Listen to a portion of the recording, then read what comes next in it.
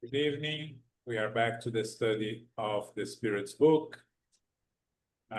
We are just in the last item of book 2, the last part of book 2, the three kingdoms, and the last three questions that are related to metempsychosis. And then we move to book 3, which is the moral laws. So we're going to finish this. Philip, can you start reading for us? 6:11 is the common origin of the intelligent principle of living beings part of the doctrine of metempsychosis. Two things can share the same origin and no longer resemble one another at a later period in time. Who would recognize a tree with its leaves, flowers, and fruit in the shapeless germ contained in the seed from which it has sprouted? When the intelligent principle reaches the degree of development necessary to become a spirit and enters the human phase, it has no more relationship with its primitive state. It is no longer the soul of a beast, as the tree is no longer a seed. In the human phase, there is the animal-like body and the passions that result from the influence of the body combined with the instincts of self-preservation that are intrinsic to all matter. Therefore, one cannot state that such and such a person is the incarnation of such and such an animal. And this commonly understood version of the doctrine of metempsychosis is inaccurate. Okay, so first, metempsychosis comes from the Greek, from the time of Pythagoras and Plato and Aristotle. They discussed metempsychosis, which is related to reincarnation. So the concept of metempsychosis, again, there are different interpretations throughout the years and throughout the centuries, but basically means that first, the spirit leaves the physical body and comes back, reincarnation. But it can come back moving from an animal to a human and vice versa, okay? So depending on the deeds and the degree of evolution and what the spirit has done in their life, they can come back as an animal or as another human being. And what the spirits are telling us here is that, the fact that the intelligent principle, the concept of intelligent principle that we study, right, that we said that everything originates from God, the spiritual principle, where the intelligent principle originates, starts developing until it becomes an individualized spirit, incarnates in a human form, right? So the spirit says, when the intelligent principle reaches the degree of development necessary to become a spirit and enters the human phase, it has no more relationship with this primitive state. So it cannot go back. The law is of progress, and we are going to see this in the next question. The law is of progress. So we are always moving forward. We cannot regress. And to be reincarnated as an animal will be moving backwards. And also in the concept of, we talk in Spiritism, when we talk about reincarnation, we talk about human beings, right? We don't talk about reincarnation for animals. We talk about incarnation. We discussed this last week. So even the concept of reincarnation cannot be applied. But again, if we analyze well, where does it come from? If you study the books of André Luiz, especially, for instance, the book Liberation, that they go to the deep lower zones where Gregorio is the leader there, and the spirits that are under Gregorio are very much subjugated to him. You see spirits in animal forms, right? because they are able to convince the spirit to feel like an animal, and because the perispirit is very malleable, the spirit end up making themselves look like an animal. There is a lady that Gregorio talks to her, and she becomes, she starts resembling a wolf, right? So if you think of that, and you think of us here, when we go to sleep, we go to the spiritual world, we experience the spiritual world, and we bring back fragmented recollections of our experiences in the spiritual world, it's very possible that some spirits at that time brought recollections of seeing suffering spirits in animal form in the spiritual world, and brought the notion that, oh, if I don't behave, I'm going to be reincarnated like an animal, right? So that's my interpretation of where did it come from. Because if it came from somewhere. It's not possible that someone just created the concept and came with the idea of metempsychosis by themselves, right? It has to originate somewhere. There were always mediums, right? There are always interchange with the spiritual world. So through mediums, through sleep state, through vague recollections of our own experiences in the spiritual world when we are before our incarnation. All of this makes me believe that the concept of metempsychosis comes from this misplaced ideas of how we see spirits in the spiritual world. But we understand that as the law is of progress, then once you become a spirit, you are not going to reincarnate as an animal, which is different than assuming a form of an animal in the spiritual world. They can do that to scare people also, spirits that know how to change their perispirit, they can use it to scare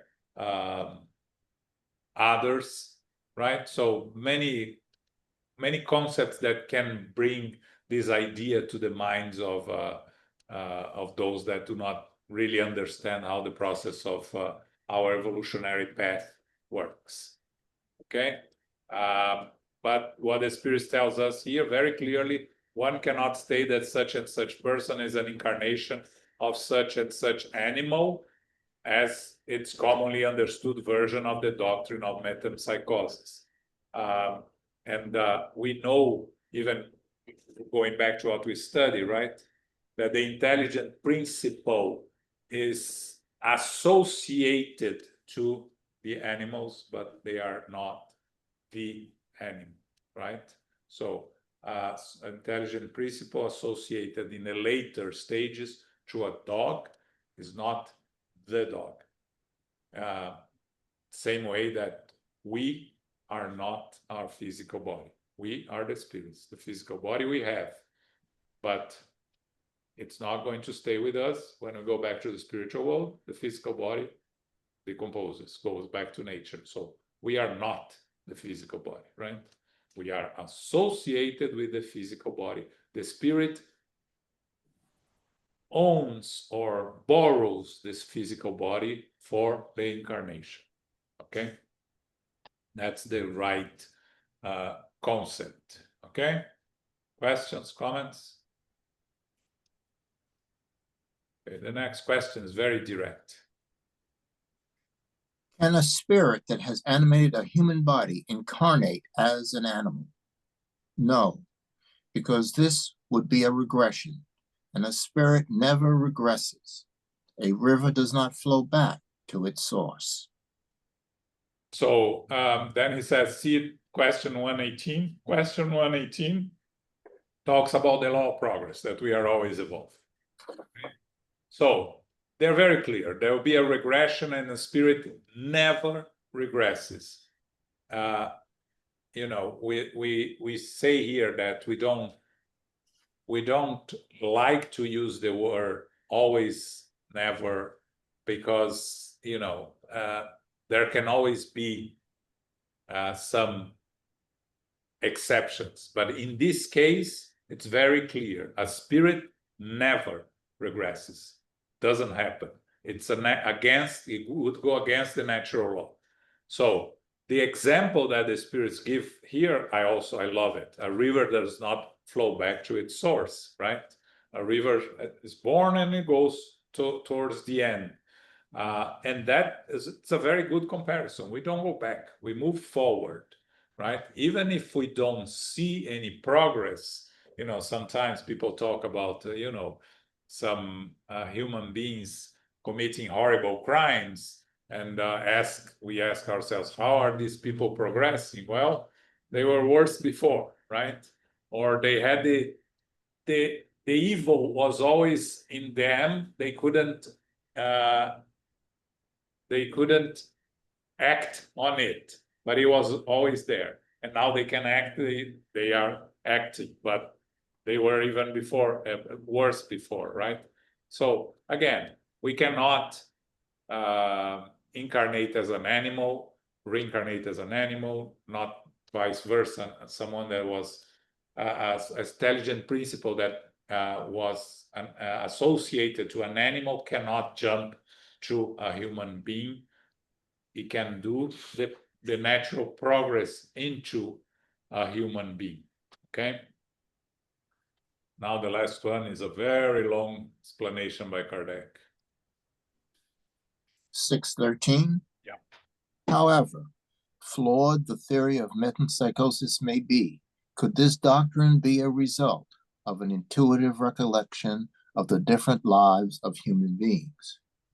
We find the idea of an intuitive recollection in this theory and in many others, but as in the case of most of their intuitive ideas, humans have distorted it.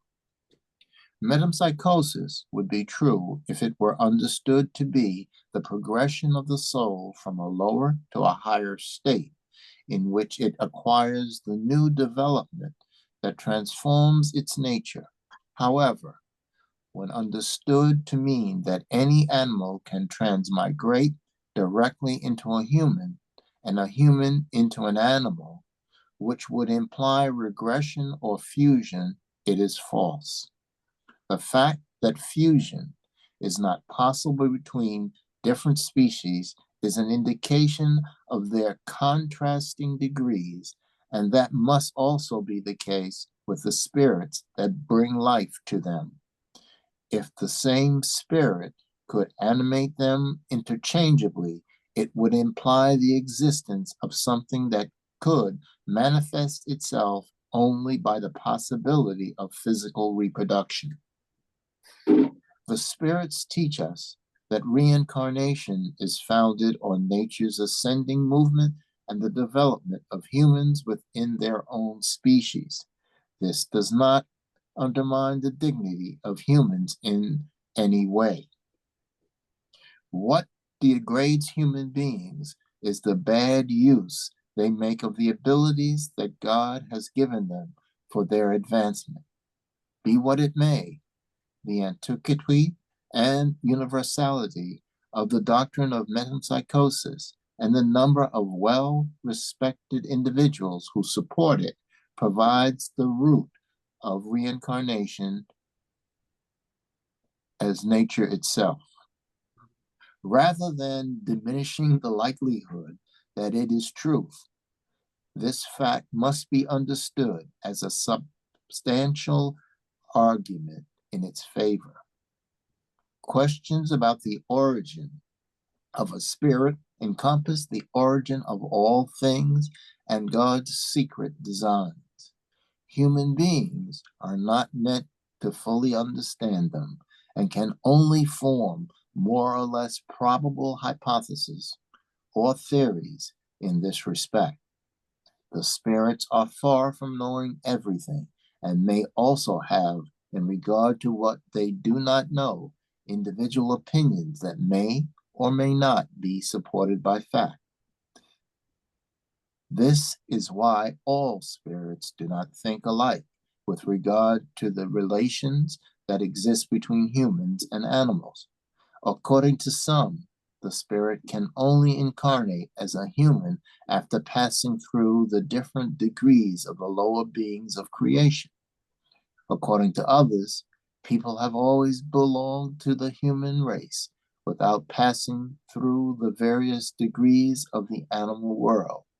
The former theory has the advantage of giving a purpose to the future of animals, which form the earliest links in the chain of thinking beings.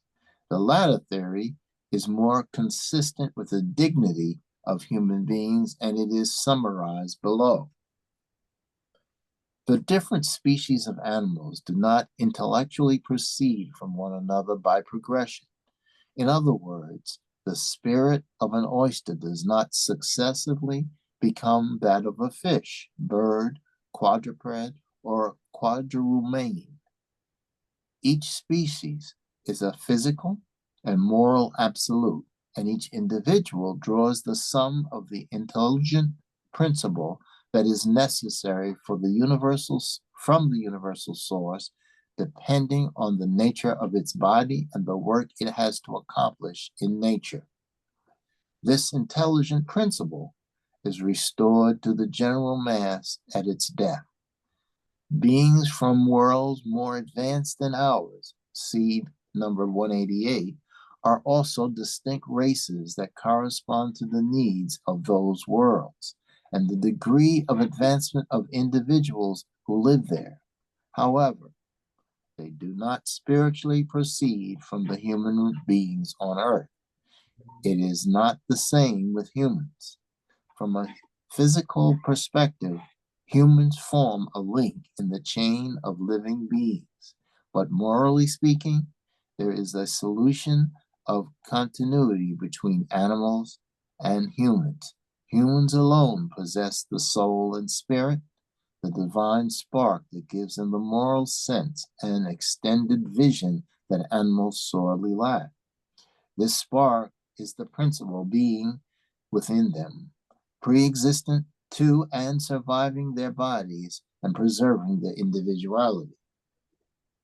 What is the origin of the spirit? What is the initial starting point? Is it formed from the individualized intelligent principle?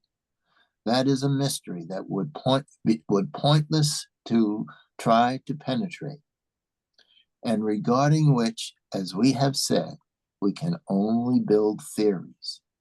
What can be confirmed by both reason and experience is the survival of each spirit and the persistence of its individuality after death, its ability to develop with happiness of its next life, depending on its advancement and all the moral consequences that flow from its certainty, from this certainty.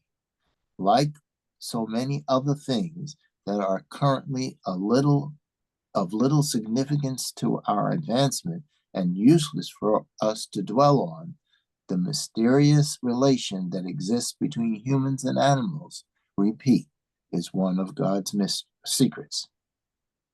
Okay, so the question here from Kardec to the spirits talks about the intuitive recollection of the different lives of human being that could be the origin of the concept of metempsychosis. And the spirits answer that the idea of an intuitive recollection, yes, but of course humans distorted it, right? So we bring the intuitive recollection of our of the reincarnation of the sometimes of past lives, but and we have experiences in our dreams and during our lives. The mediums talk to the spirits in the spiritual world, but we humans analyzing it have distorted it. That's where, according to the spirits, the theory of metempsychosis gets misinterpreted by humans, because the concept of reincarnation is one of the natural laws. But when you use it and the concept of one of the explanations in metempsychosis that we can interchange between animals and humans is when we start getting it wrong. Then Kardec goes into a long explanation, trying to relate how this can be explained in terms of how we should understand metempsychosis, that it would be true if we understood it as a law of progress, but not how they are interpreting it, that one spirit can migrate from an animal to a human and vice versa. So that's not possible. And then Kardec talks about the evolutionary path, right? Reincarnation is founded in nature's ascending movement, evolutionary movement, right? And development of us humans within our own species. But we know also, and after Kardec, it's very important here to remember when we are reading these comments by Kardec, right, that he didn't have the full explanation from the spirits of the whole process. André Luiz, in the books, especially in the book Evolution in Two Worlds, developed a lot on this concept of our evolutionary path from the animal to the vegetable to the human, from the mineral to the vegetable to the animal to the humankind, right? And then Kardec goes into analyzing the two different theories here, right? Talking about the origin of a spirit. We know that the spirit comes from the intelligent principle, the monad, as some is also called in ancient Greek, right? That if we want to call the intelligent principle the monad, it's a word that was used by the Greeks also to define something that came from God in the principle. Through our evolutionary path, we reach the phase of humans, and once you reach the phase of humans, individual spirit, is when you acquire free will, starts developing free will, and start making choices. Animals do not make choices, they are driven by instincts. We make choices, even if they are choices made by instinct, which is the case of primitive humans, is already with some sort of thought process behind it. Very rudimentary, but some thought process. So we know more today than we knew at the time of Kardec, but the concept remains the same, that we always move forward, and we are going to enter into the moral laws now, which is book 3, and we are going to see the 10 moral laws as divided by Kardec here in the book. And one of the laws is the law of progress, that we are going to study a little bit deeper on that according to the natural law, to God's law, the law of progress is one of the laws that drives us. So we are always moving forward. We, humans, the intelligent principle, everything that is in the universe is progressing.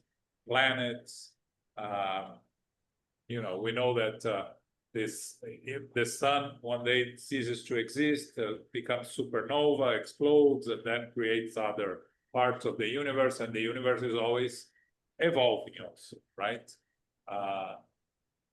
Of course, if you talk to scientists that do not believe in spirituality, they are going to say the universe is always changing, right? But we say that the universe is always evolving. Changing, yes, but moving forward, right? So that's the explanation. Kardec goes into the discussion about the origin of the spirit, the initial point. We, humans, the intelligent principle, everything that is in the universe is progressing. Planets, the sun one day ceases to exist, becomes supernova, explodes, and then creates other parts of the universe, and the universe is always evolving, changing, yes, but moving forward, right? So that's the explanation. Kardec goes into the discussion about the origin of the spirit, the initial point. We we know in general. We don't know in details. We are not going to know our origin, point of origin for ourselves individually. We know the whole concept, but not the individual origins, right? Because the more we evolve, the less important becomes for us to remember things that are not relevant to our present day, right? That's the same thing, the comparison I made last week with us remembering when we were 1 year old or 2 year old. We don't remember because there is not much there for us to useful for us to remember at that phase. Okay. So with that, we finish it. Any comments, final comments, questions? No? Okay, so as I mentioned when we started book 2, the Spirit's book is divided in 4 books. Book 1 is God. Book 2 is spiritual life. Book 3, the moral laws. Book 3 in the codification relates directly to the gospel according to Spiritism. The moral laws are found in the gospel according to Spiritism, where Kardec further develops the moral teachings of Jesus, explaining some of the parables and expanding on the teachings that Jesus brought to us. So Kardec divides this book 3 in 12 chapters. When he first talks about the divine or natural law, God's law, then he goes into the 10 different laws, moral laws, which is the law of worship, the law of labor, the law of reproduction, the law of preservation, the law of destruction, the law of society, the law of progress, the law of equality, the law of freedom, and finally the law of justice, law of charity that encompasses all those before it. And then in chapter 12, he talks about moral perfection. And when you read, we see how far we are from getting there when he describes what it is to be perfect. So we are going to start on chapter 1, which is divine or natural law, which is God's law. Okay? Go ahead, Phil. Divine or natural law, characteristics of natural law, knowledge of natural law, good and evil, division of natural law, characteristics of natural law. 612. What is natural law? Natural law is God's law. It alone ensures the happiness of human beings. It shows them what they should or should not do, and that they only suffer when they deviate from it. Yeah. So we can call it natural law. We can call it divine law. We can call it God's law. The name doesn't really matter, right? For those that are more uncomfortable with the concept of a divine creator, you can call it natural law. We can call it divine law for those that are more comfortable with the concept of a creator and of divinity. But it doesn't really matter, it's words. It is a law that these are the laws that comes from God. They are perfect law, and as much as we follow the natural law, we'll find happiness, as the Spirit tells us.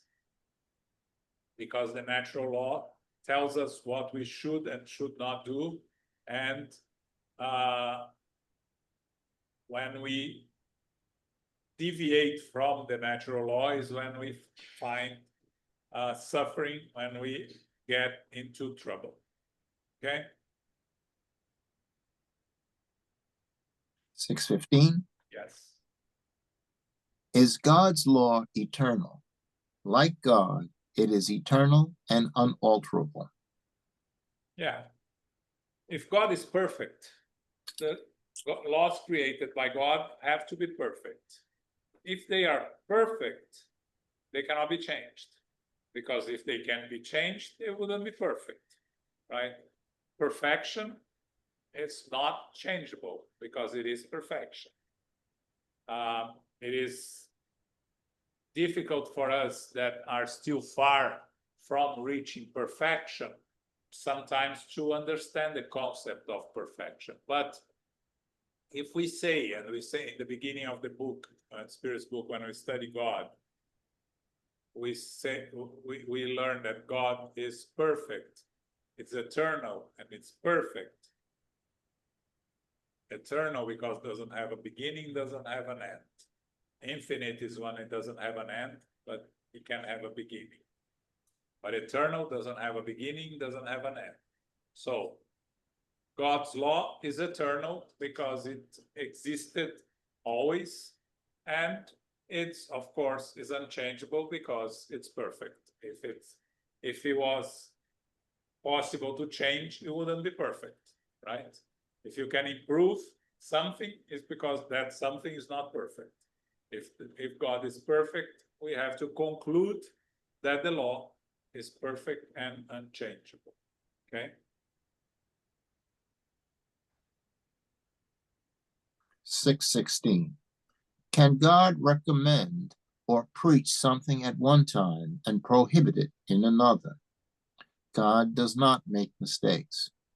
People must reform their laws because they are imperfect, but God's laws are perfect. The harmony that regulates both the material and moral universe is founded on laws God established for eternity. So if God's law are perfect, doesn't make sense that God would tell us something and then at another time prohibit it. This is human interpretation of God, as always, right? If God is perfect, doesn't make mistake, and God's laws are perfect, as we said many times here, again, the concept of God punishing and God rewarding is a concept that we bring from the very ancient times, since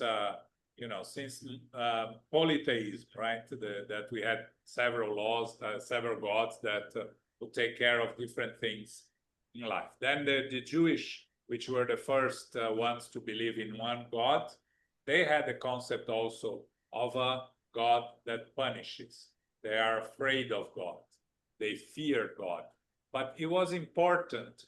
Why it was important to have the concept of a God that punishes? Because in our primitive state, if we were not afraid of a God that punishes, we would not behave ourselves. Knowing nowadays that there are consequences of mistakes, we fail to behave ourselves. Imagine when we were primitives, right? When Moses created brought the commandments and created an additional 600 commandments. It was a group of very primitive people crossing the desert. So they needed discipline. The only way that Moses could achieve discipline was imposing fear of God, to be punished by God if you deviate from what it was supposed to be, right? So these are human laws that we create for different reasons. Now, for us nowadays, trying to think of God as being perfect, we have to move away from the concept that God punishes or rewards, because the law is perfect. If we follow the law, we reward ourselves with a better future. If we deviate from the natural law, it's not God punishing us. It's we creating problems for ourselves by deviating from the natural law. The natural law is there, cause and consequence. I bang my head into the wall, the consequence, I'm going to have a headache or a concussion. What God has to do with it? God created the natural law that, a physical body cannot hit a hard wall that is going to have consequences. But who created the consequences? I did when I decided to bang my head against the wall. God has nothing to do with it besides creating the cause and consequence. And it's a silly example of how the natural law works, right? We make our choices. And if we make good choices, we are rewarding ourselves with good consequences. If we make wrong choices, we are punishing ourselves with the consequences. And the punishing of ourselves, of course, of the word, we try also to move away from the word punishing, because when we think about punishing, we think about something external. We are punished by, we commit a crime, we go to prison, we are punished by the human law, right? But in the end, where is this consequence? Where is printed the consequence? It's in our own conscience, right? Because God's law is imprinted, like we're going to see very soon.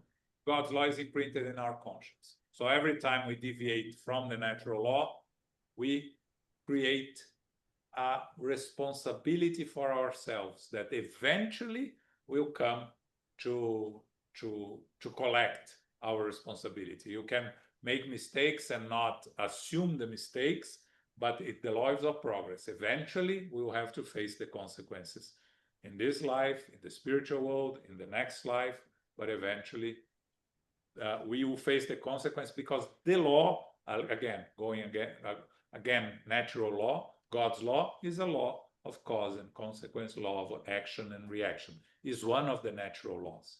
Everything we do come back to us, positive or negative, right?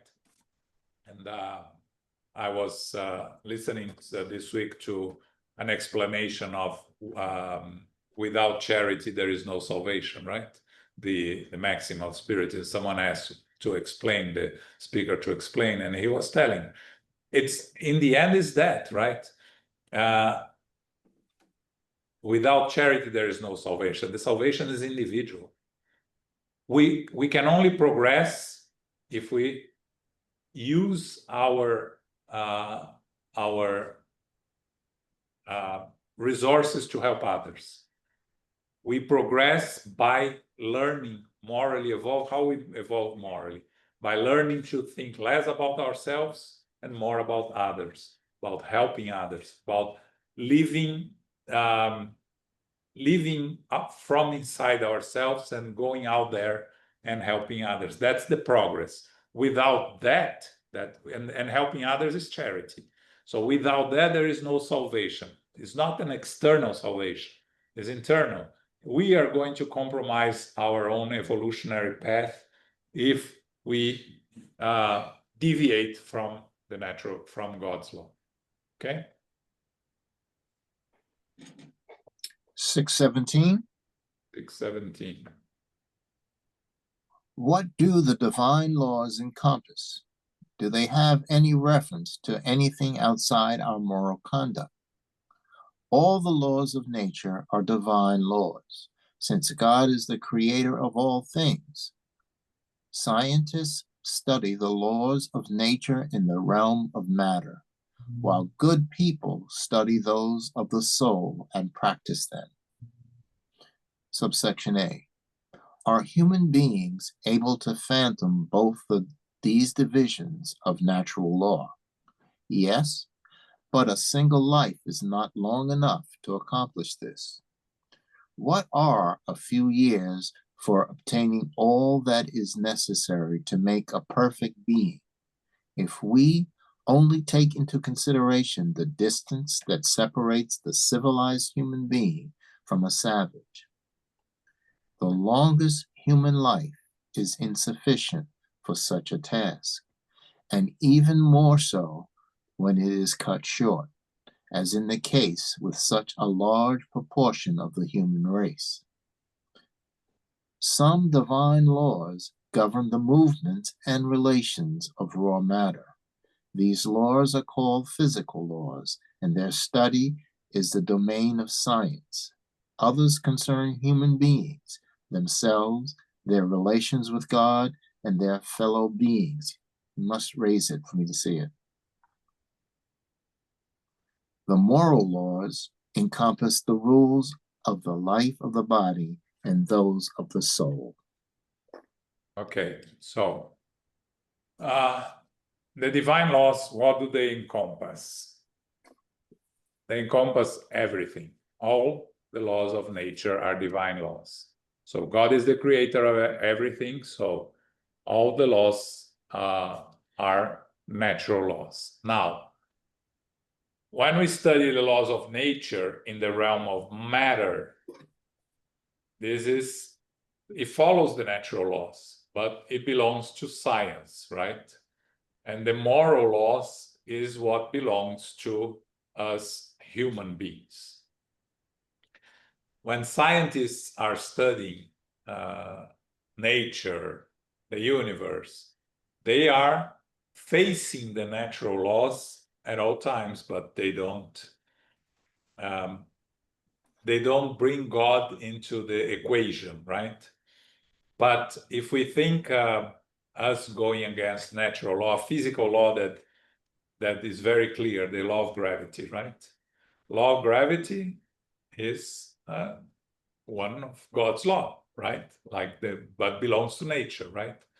If we defy the law of gravity, what happens, right? We created planes that can defy gravity, but defy for a period of time, right? And there was a famous economist in Brazil that used to say, all planes that go up come down without exception. And it's true, right? 99.9% come down in a safe way, 0.01% crash, right? So this is God's law. We cannot defy it, right? We can learn more, and we can learn how to use the natural laws and the laws of nature in our favor, and we are trying to use it all the time, right? As science progresses and we learn more about plants and medicines and about animals, how they can help us and be useful to us, and minerals that can be used for different things. This is all science that we have to study, to develop, and to learn more. And the moral laws, which is more related to our own behaviors, right? Or our own individual progress. It's more related not to scientists, but in our world to psychologists nowadays, to psychiatric psychologists, doctors, different doctors, and people related that likes to study spirituality, right? A lot of people that are studying Joanna de Angelis nowadays from the psychologist aspect of spirituality are not doctors or psychologists or anything, just people that are interested in learning more about our nature as human beings. So, but these are all inside the natural laws. It's just as the Spirit says here, there are the natural laws that are related to matter, and there are the natural laws that are related to moral. One incarnation is not enough for us to accomplish the learning of it. Many incarnations is not enough for us to learn more about it, but we progress, right? We are learning more, evolving more. The two wings of evolution. Again, you go back to, with this, you go back to Emmanuel, right? The wing of intellectual evolution and the wing of moral evolution. And both have to go more or less hand in hand, because with only one we cannot fly. We need to have both working for us. Of course, one goes faster than the other, but eventually we get back to have to develop the other one. I always like to give the example of Gregorio that I mentioned before in the book Liberation, right? Very evolved intellectually, but with his intellect focused on justice with misplaced view of justice, right? Justice with punishment, with persecution and everything. And he was there for like 500 years, as André Luiz learns to the book, right? But he had reached a point where his intellectual side couldn't evolve more, because he went as far as he could, but without a moral, he could not evolve more. So what happens when you reach a point that you can no longer evolve intellectually?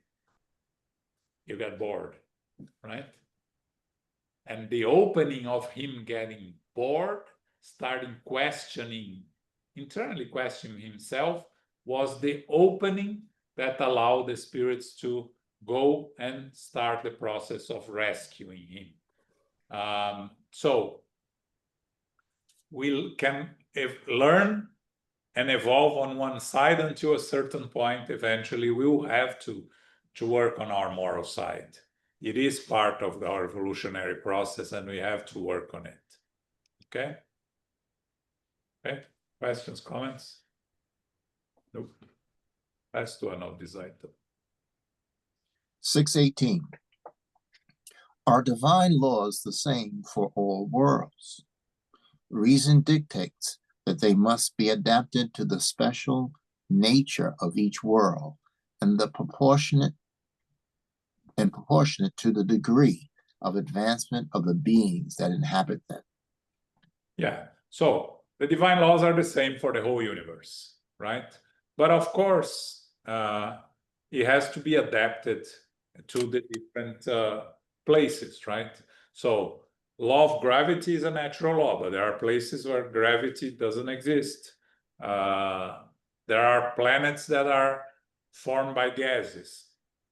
So if they are formed by gases, the spirits inhabiting those planets, incarnated in those planets, have to have a different form that will follow a different law, but is still inside the divine laws and the perfect laws of God. It's just that there are for sure many laws.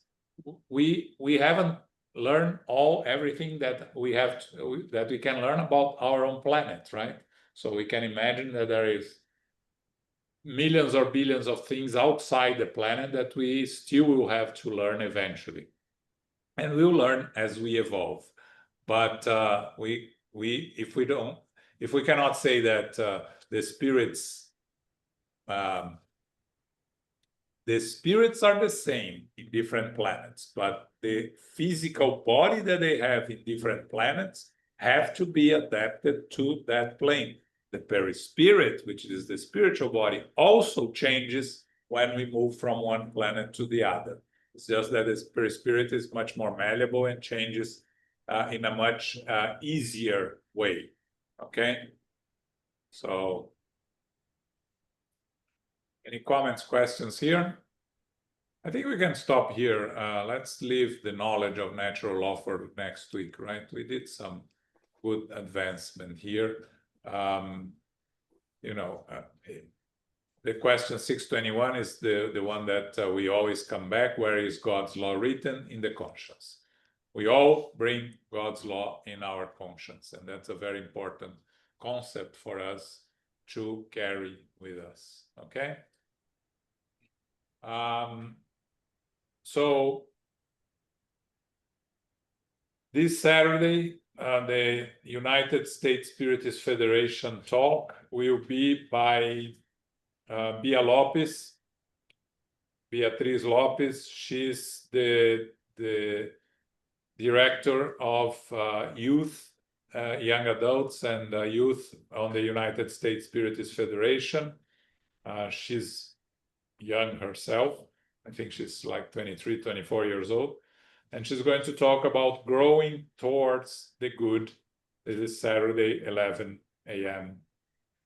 This Sunday is the last Sunday of the month, so we are going to have our Q&A sessions.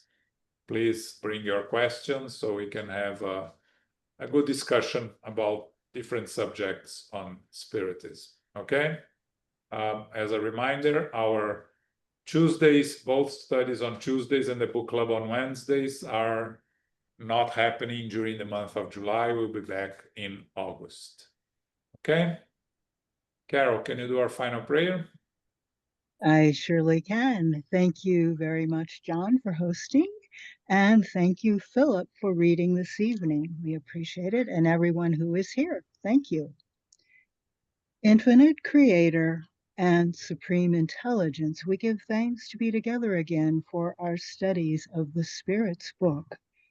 We are reading our book 2, chapter 11, Metempsychosis, and book 3, Divine or Natural Law, chapter 1.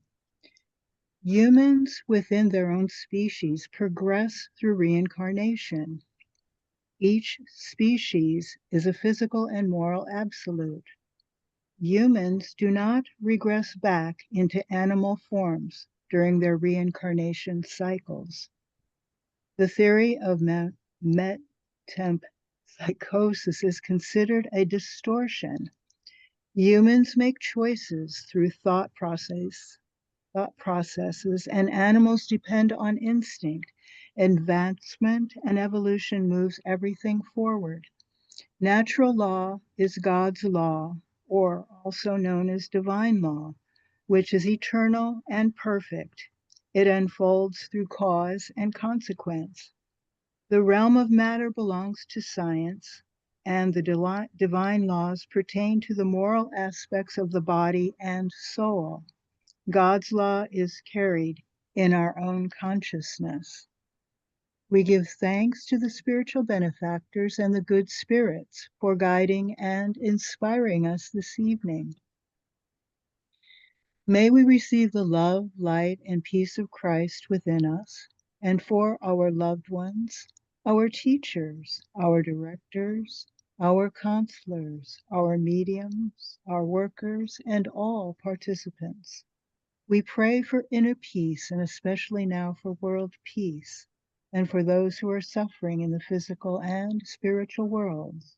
We pray for our center SGNY and all spiritist centers throughout the world, that they may grow, prosper, expand, and be protected throughout the day and throughout the night. As we close, we humbly ask for safety and protection as we return to family, friends, loved ones, and coworkers. And may we, as we go forth, may we remind ourselves to be beacons of love, of light, of peace, of service, and charity, which is love in action. May peace and love prevail. So be it.